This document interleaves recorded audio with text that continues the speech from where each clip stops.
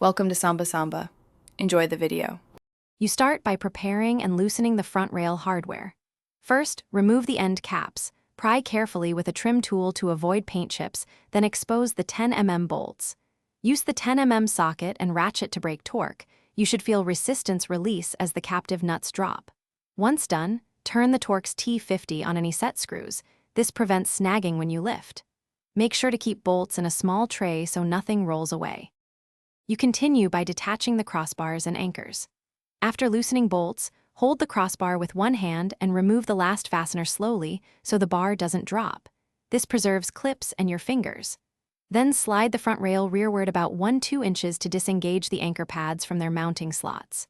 Once freed, lift each crossbar straight up and off the side rails. If a bar resists, rotate it slightly while lifting to clear the bracket. Inspect pads for wear as you go. You finish by removing the rails and tidying up. With a helper, unbolt the rear rail fasteners and lift the rail evenly to avoid bending. Hold the rail parallel to the roof and walk it off the mounts. Once removed, clean the mounting areas of dirt and old adhesive, and if you plan to reinstall, lightly grease bolt threads for easier future removal. If a rail is stuck, don't force it. Tap the bracket gently with a rubber mallet and spray a little penetrating oil. Then wait and try again.